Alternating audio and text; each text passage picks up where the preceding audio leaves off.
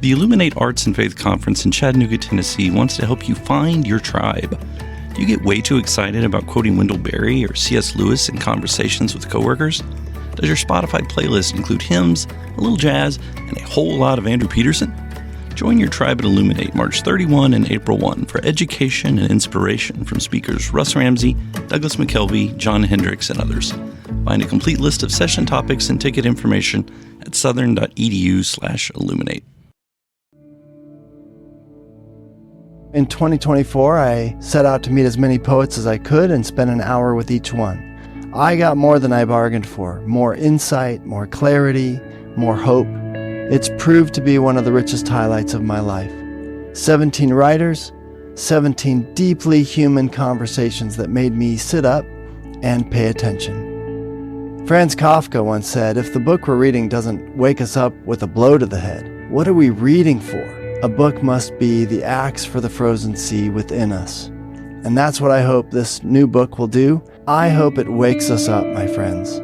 I hope these conversations will be the catalyst for something to be reawakened, re-enchanted, and reinvigorated. It's called An Axe for the Frozen Sea, Conversations with Poets About What Matters Most. I'm Ben Palpin, and I hope you'll come and listen in as I spend a little time with poets like Lucy Shaw, Malcolm Guite, Dana Gioia, and Lee Young Lee. Pull up a chair at the table as we dig into what it means to write well and to live well. An Axe for the Frozen Sea is now available from Rabbit Room Press. Visit the store at rabbitroom.com, or better yet, ask about it at your favorite bookseller.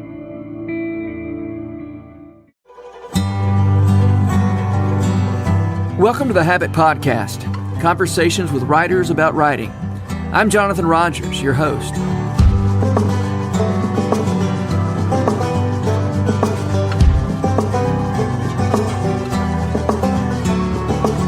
The Resistance is a podcast in the Rabbit Room Podcast Network, hosted by my friend Matt Connor. In every episode, Matt talks with writers, musicians, and other makers about how they deal with resistance, that inner force of opposition that makes it hard to fulfill one's calling, that causes writers not to write, painters not to paint, entrepreneurs not to start new ventures. Matt is an excellent interviewer, and he rounds up some incredible guests. One of my favorite episodes is his conversation with Jericho Brown, who won the Pulitzer Prize for Poetry earlier this year. I told you Matt gets some incredible guests. Matt was kind enough to let me rerun that episode of The Resistance as this week's episode of The Habit. You can hear the rest of Matt Connor's great interviews by searching for The Resistance wherever you get your podcasts. I can't write for other people, but I can be enchanted and enlivened by the fact that I don't know who my poems might touch.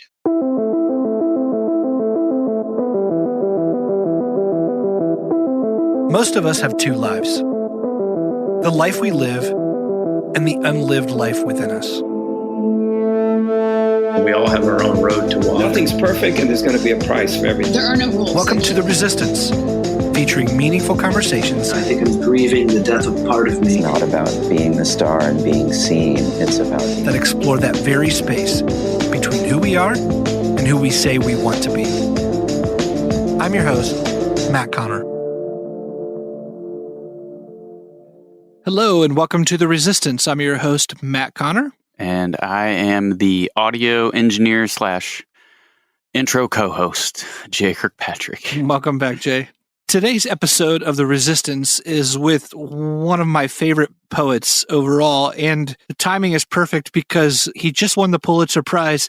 His name is Jericho Brown, and his most recent book, The Tradition, is a devastating yet beautiful work about 5 years in the making. Jay, what I love about our conversation today with Jericho is not just that we're talking to someone who's so good at what he does and was just rewarded rightfully so for it, but really the whole thing for me was about this idea, like when we talk about resistance, he's also talking about the reward of it and really the lack of it, right? I mean, I love poetry, and the more and more I've listened to him, the more amazed I am by him. I really hadn't known much about him up until this point. So I've been, doing the prep for this and just listening to his conversation. I just I started listening to him more and more. And the thing that I got out of this conversation specifically was the question, is the reward worth the resistance? Is, the things that we are impacted by in art and music, all these things, the people had to put it out there with no promise of accolades, with no promise of reward, with no promise of money, compensation, legacy, and that's the thing. Maybe all of us, what is it we're doing that we have to do? Like at the end, when we're looking back at it, we know that was put within us so that it could come out, and we had to give that to the world. And I think his struggle, his resistance, he's been doing that with resistance since he was in 5th grade. His first poem was shot down by his teacher. She didn't want to read it in front of the class. And then all the way up, and he's still battling it in this area of poetry, which is in itself a naked and raw. There's no cinematic soundtrack to give it more feeling. There's no production to make it a better song when it's not that great. It's just raw, and he has to connect. And he's basically given his life to putting what's in him out there. And he's starting to see, he's won the Pulitzer Prize, but even now he's still fighting those battles. And it's battles I feel like we all fight. What is within us? Is it worth putting out there if it's never recognized? And I think that it was a beautiful yes. After I listened to this conversation, it was very affirming because that's a question I think on every artist's mind as he's doing this or she. Is this worth it? I think you're right. I think you're right there. I think Jericho's story is one of a long obedience towards something without any real reward or gain from it. It's feeling the friction of it without having the feeling on the other side. Of course, now he is, and he deserves all these accolades, but it took a while to get there. And I think that's a real lesson for us. You're going to hear all this and more. Jericho has a great story, a great speaking style. And if you've never heard his poetry or read it, we wholeheartedly recommend The Tradition. It came out in 2019. It won the Pulitzer Prize. He's also the director of Emory University's creative writing program. Here is poet Jericho Brown. Well, Jericho, I'd love to start where we start each of our episodes, and that's with our source material from Stephen Pressfield's The War of Art. Pressfield writes this: most of us have two lives, the life we live and the unlived life within us. Between the two stands the resistance. I guess I'm curious for you, like what form resistance takes these days on the other side of maybe releasing the tradition, or as a writer, or even as a teacher of writers. What does resistance look like for you in the present? I love this question because it gives me the chance to talk about ways in which I've changed. I think I'm just much more realistic about who I am and what I'm going to do and the purposes of what poetry can do in people's lives.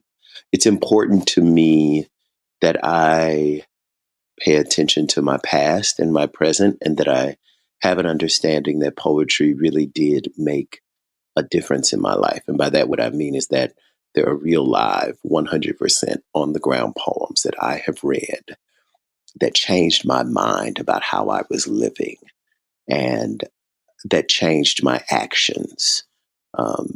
Poems that I've read that made me a better man. And so I do think that's possible for poetry, but I think that happens to a person who's open to the poem. And I think I was always a person looking for that. I wanted growth from my literature. And so that's what I got. And there's sort of this expectation that poetry, and I think it's really too bad that poetry has to carry so much. Because of what poetry can do in an individual, people want that to be something poetry can do for masses. But poetry does not work on masses in that way because it's not a Hallmark card.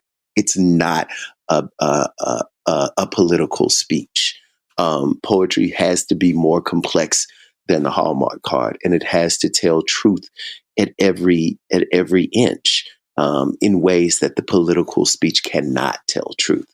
So when I think about resistance today, and I think about what I'm trying to do with my work and what I hope my work does for me, I'm thinking about my work altering my life.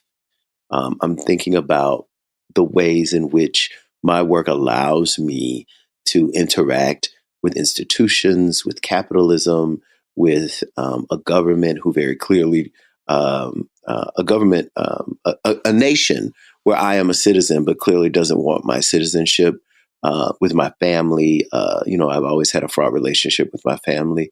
Those kinds of things, Matt, are what my poems allow me. They allow me an opportunity to be myself and to look at myself, be myself. And because I can look at myself, be myself through my poems, I can correct some things, and I can pay attention to ways in which I've capitulated to systems that are not of use to me.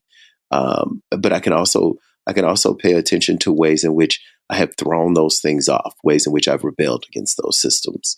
And that's what poetry, I think, does for everyone. It's also the reason why people are afraid of poetry. If you go through your entire life doing what this culture tells us to do, this culture tells us not to be vulnerable and not to be intimate. Everywhere you turn, from our music to our movies, you don't want to be made susceptible. And you and I know that this is hugely problematic because if you're not vulnerable, then you never fall in love. What I love about poetry is that it asks for our vulnerability. That's great art. Great art asks for our vulnerability. It asks that we participate. Sort of the difference between watching Madea Goes to Jail and watching Moonlight. You have to participate when you watch Moonlight. You're in it. Yeah. It doesn't just work on you. You work back, right? And at some point, you have to look at yourself and look at what you believe and look at what you think. And you have to evaluate that. What is the use of that particular thought? So, that's a long answer to say that's how I think about resistance. And that's what I think resistance is. I think everything we do has to start on the individual and personal level. And that's what my poems allow me.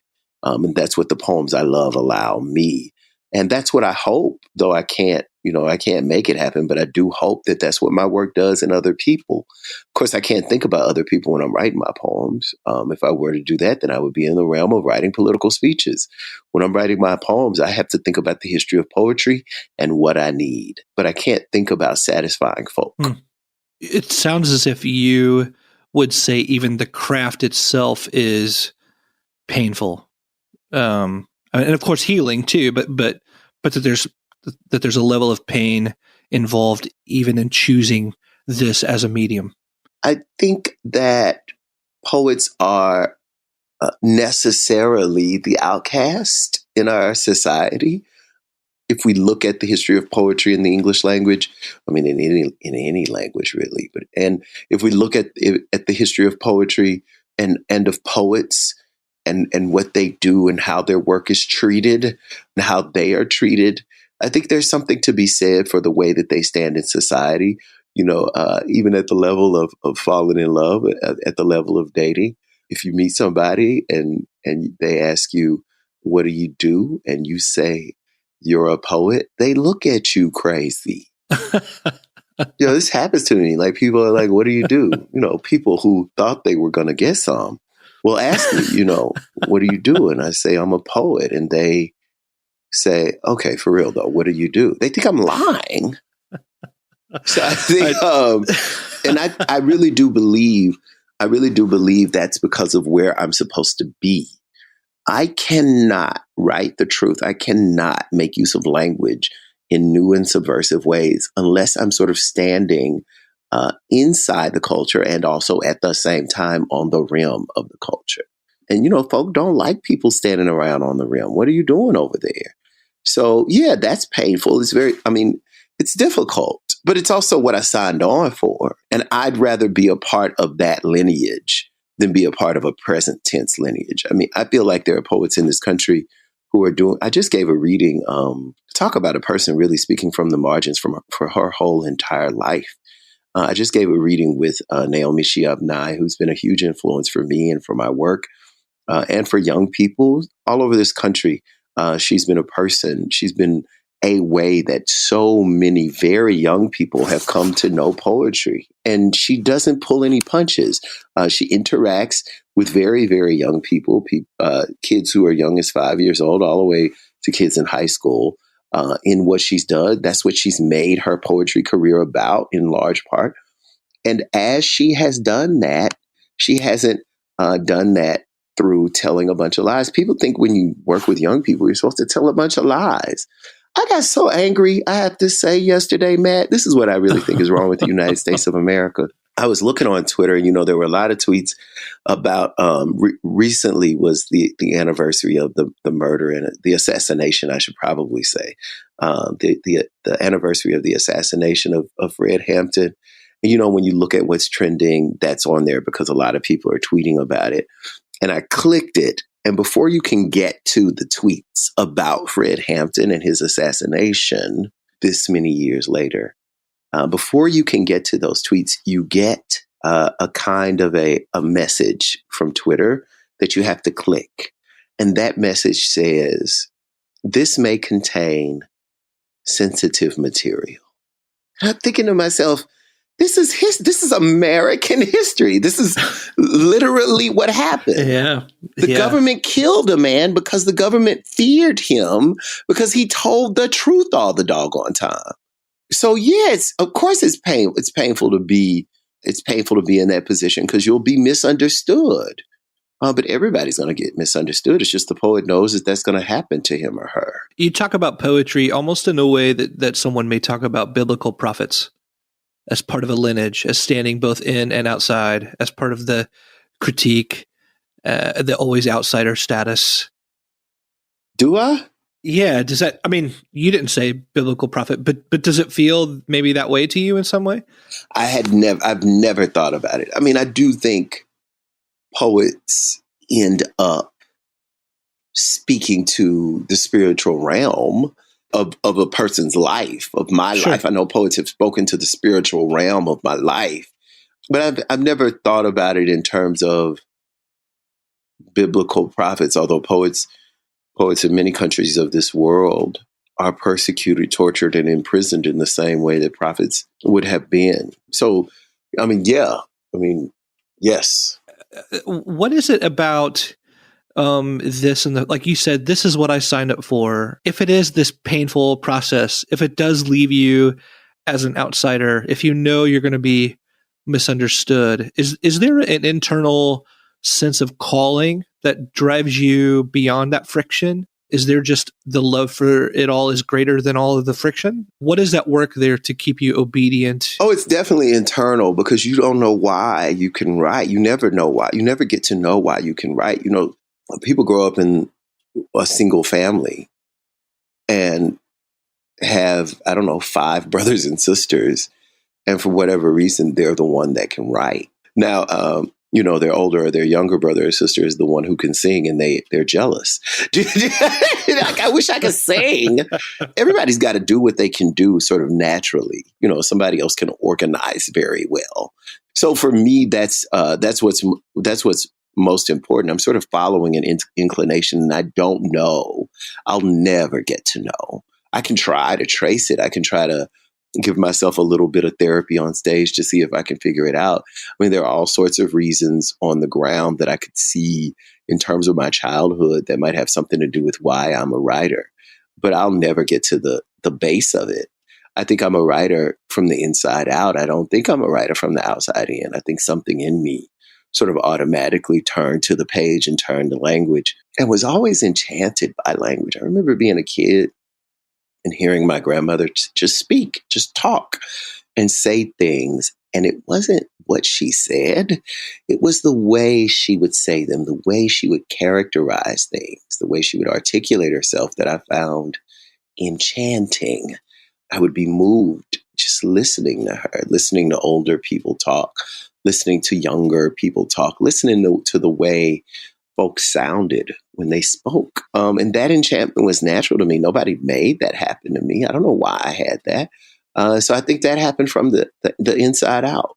Do you remember the first attempts at your first poem or even attempts at writing something toward that? I remember writing a poem and taking it to my 5th grade teacher, Miss Atkins, and telling her that she should read it in front of the class. And I remember her sort of somehow or another putting me off, sort of delaying her doing what I had asked her to do. And then maybe sometime in that same week, me going back to her, but it could have been in that same class, right? Me going back, it was all day, those classes. What do people think? Anyway, this is 5th grade, by the way. Yeah. Me going back to her and saying, hey, when are you going to read that poem? Did she ever read it? I remember her turning to me and saying, it's not very good. And I remember thinking, what do you know? I had been reading so much poetry. I was like 10 years old, and I felt like I had read all the poetry, Matt. So I really thought I was ready. Like, I've been reading poetry since I was very young. I would say definitely was deep as a poetry reader at the age of 8 years old. Wow. Walking home from a school that passed the library and stopping at the library instead of going all the way home, or having a mother who would take me and my sister to the library when she needed to go run errands and couldn't be with us, and understood that the library was she's an improvisational genius. She understood the library was the best daycare there ever was, because there was nothing there but books. So we would go in the library, and I wanted to read poems all the time because they were so short. I wasn't intimidated by them. I also wasn't under the impression that I had to know what was going on in every line. I didn't think I was supposed to know because they were poems. So I could read in this distracted way where I just sort of got excited about this or that image, or this or that piece of saying, this or that piece of way of saying. When I was a kid, I wrote this poem after having that experience, because that was 3rd and 4th grade. By the time I was in 5th grade, I was writing poetry, man. But of course, looking back now, it couldn't have been very good. But I still felt like I thought I could really write. And so she told me it wasn't Miss Atkins. She told me, I wish I knew Miss Atkins' first name so I could front her ass out.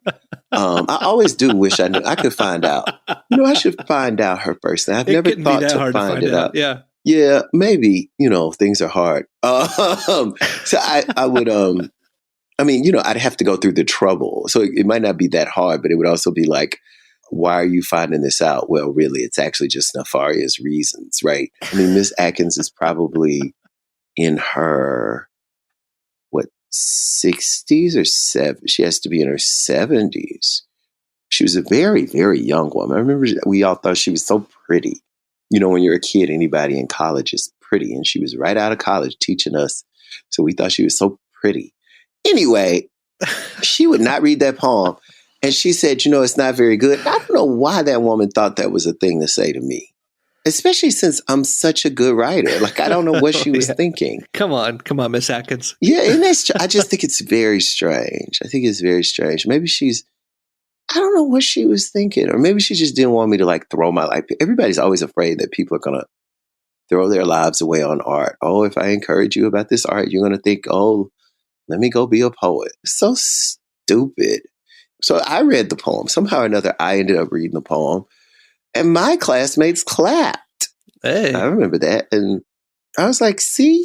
That's great. That's an early memory of me writing. And then when I was a kid, I would give my mom poems. She would put them on the refrigerator. They would say things about the sun and flowers, like my students now, and birds. My students, they one sure way to know that a student isn't writing about what they really need to or want to be writing about is how many trees, suns, and flowers and birds they have in poems without actually naming those things. And that's sort of how I can automatically show them that they're not really speaking back to their own hearts. They'll say bird and I'll say, what kind of bird? And they're like, huh? Like, what kind of a bird? And they can't tell me, because it's that stereotypical poetry bird, but not an actual bird from their minds, from their hearts, from their lives. So there's nothing wrong with writing about what birds. There's nothing wrong with writing about the sun, moon, the trees. As a matter of fact, given the state of our world, we need to be writing about our trees right now. It looks like there's not much time left for our trees, in all honesty. So we should write about our trees. We should commemorate our trees. We should fight for our trees. But we should also know what kind of a tree. Do you know what I mean? We should make that tree real and not just a stereotypical tree. And that's the difference between poems. And as I said before, Hallmark cards, that's the difference between poems and political speeches. Jericho, I wanted to ask you about, obviously, the tradition is the new, is your latest book. And I read, you said once about it that you said, quote, "The book really chased me around. I thought that it was going to kill me. It wanted every inch of me." That feels almost opposite of resistance, as if something in you is dying to get out. When I feel like so much of the creative process for so many, whether writing or painting or songwriting, whatever, is about mining for the material and hoping something's there. Here it sounded like you had something clamoring to get out. So, like, did resistance just not exist during that time? Are you just like receiving some waterfall of standing in the flow, as they'd say? Yeah, can you take us there and the feeling and that relationship to resistance? Well, it was it was weird because it was the best and the worst thing that had ever happened to me. Quite honestly, Matt, I could not stop writing. And I was afraid because of it, because it had never been so completely effortless and so completely exhausting. Writing, people don't know this, they don't think I work, but I work, honey.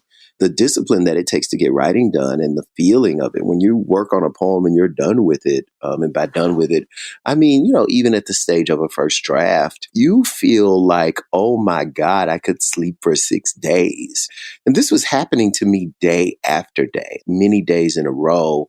I would draft several poems in the span of a day. And this was happening during the semester, which is, people complain that they can't get any writing done during the semester. And yet I was complaining that I was getting so much writing done during the semester because I wasn't sleeping. I had this new job. I'm director of creative writing. So I had this new administrative position, which meant I was having to be on campus at 8 and 9 in the morning or 10 in the morning for meetings, which means I had to go to bed at a decent hour. It's very different for me. But I wasn't going to bed at a decent hour. I was getting up for these meetings. And then every second, I would be on an elevator, pulling out the notes app of my iPhone, trying to get a poem down. I was sort of in a dream haze all the time. I would write until sometimes 5 in the morning. And then I'd try to take what must have been a nap before my alarm went off at 6:30. It was the most fruitful thing. It was so beautiful. I felt like land, a plot of land where spring is here, and you are a plot of land, Jericho, and you've got no choice. You're going to flower. I felt like a meadow, and I didn't really feel like it was up to me. And I sort of just had to keep up, as it was happening. And that's probably how I finished. I mean, that is how I finished. I would say something like 60, definitely not 50%, something like 65% of the book. I've written a lot of the book sort of through the years since my last book came out in 2014, and somewhere between 2014 and 2000, I would say, 17, I had written probably 40% of the book, and I was slowly, as I do, I was slowly getting poems done, not really rushing myself, and then suddenly, I think I wrote most of the tradition between Thanksgiving of 2017 and Martin Luther King Day of 2018. I was really, when the holidays came and we weren't in session in the semester, I was really I just gave my life to it. And I was like, it's here, so I better finish it. I remember in November calling my editor and saying, Michael, I think I got something. And he had been bothering me too. He had called me in August, and then he called me in September, and then he called me in October. And each time he was calling me, he was like, do you have anything? And I was like, no. I was really getting frustrated. I was going to fight him because he was making me so angry. I'm a slow poet, Matt. So I was already very leave me alone. I'm trying to write my book here, and I don't need you rushing me. And then November came, and I called him, and he was like, He's like, no, I called you and I asked you. You know what I mean? But I sent him some poems that I had been working on. He was like, oh my God, when do you think you're going to finish? I was like, at the rate I'm going? So then, yeah, I got it done. I was done with this thing in 2018, all of a sudden, in ways I really didn't think I would be done until, at the earliest 20. Things worked out. And for whatever reason, I really think, quite honestly, Matt, I really think it was because, I usually write because I'm in some situation that is prohibiting my writing. I remember when I was in school, whenever it was time for finals and I was supposed to be studying something else, I would suddenly have all these poems to get done. So one of the things that was happening that I think made for me writing all these poems is that I was reading a bunch of fiction that I had to read because we were hiring a fiction writer at Emory. And so I read more books of fiction than I had ever read in my entire life. And there was something about it that was very beautiful, but something about it that just kept getting on my nerves. Do you understand what I'm saying? It's like, poetry is so lovely, a genre. You sort of know, dealing with a book of poetry, I would say 3 pages in, you sort of have an idea, oh, this is the world. This is what I'm dealing with. And this is the way you can sort of begin to evaluate it. Books of fiction are quite different. You might be 60 pages in before that thing gets good. You have to be patient with it in different ways. And I just, oh my goodness, my nerves were bad. So I kept in the midst of all of that trying to write poems because I felt like I was going to lose that other kind of a language that I was used to and that I'm more attracted to, more than I am to prose, So, Jericho, one more for you. When you're in the midst of like that kind of a creative flow, how do you know when the editing needs to stop and when to set it free? Is there just an internal feeling of, all right, this is finished? Because I'm assuming you could just infinitely work on line after line. The most important thing, what we have to remember in all of our lives, this is a message to the poets and a love letter to the poets when I say this, you just have to be there for your friends. You have to have friends on the West Coast. You have to be on the East Coast, working at 3 a.m. and have a friend who stays up late, who lives on the West Coast, who's a poet, and who can look at something and tell you to leave it alone. And if you're on the West Coast, you have to have a friend in Hawaii. Do you understand what I mean? That sounds sort of glib, I guess, but it's true. I mean this about community. I mean this about friendship, that we have to be there for one another. We have to realize that people are there for us. We have to allow ourselves to get and to have and to get and to use help. I do this by myself. I write these poems, but then again, I don't do this by myself. I work within a community that goes back as far as Gwendolyn Brooks, as Phyllis Wheatley, as Milton. I have a community. There are people that I come from that have given me some example of how to do this. I have poems that were written long, long before I was born that work as my guide.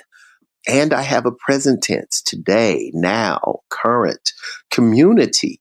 I have poets all over this country and this world who love me. Some people who have never met me.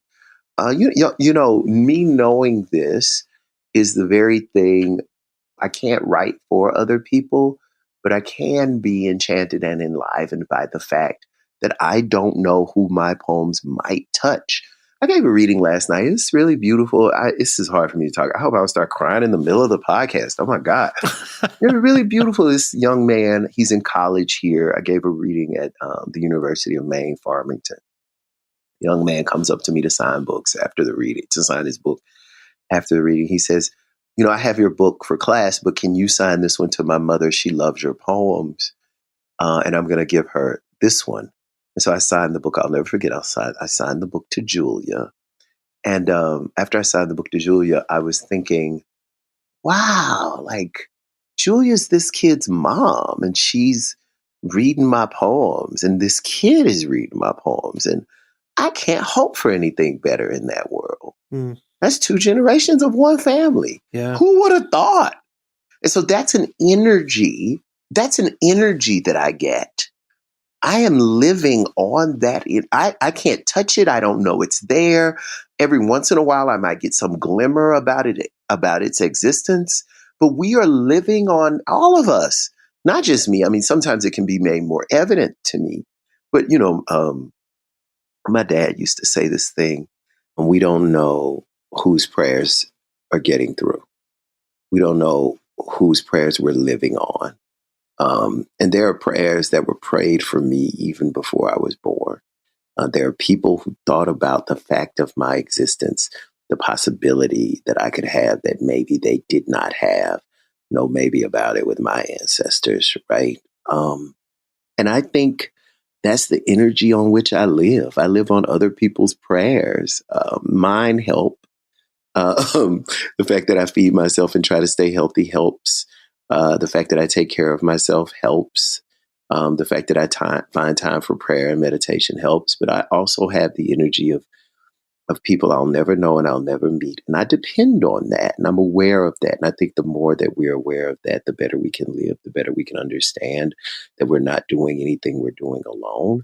And so the way you know you're done with a poem, to answer your question, is that you reach out to people and you ask them to read. I mean, you quite literally ask for help and you allow people to help you. And sometimes that help is present and sometimes that help is somehow otherworld.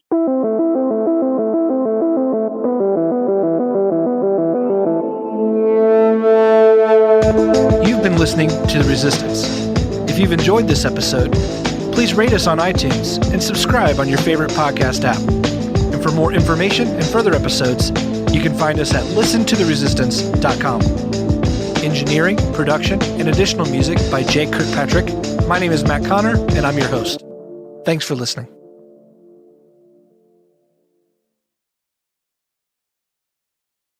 If you've enjoyed this podcast episode, consider joining the Rabbit Room membership.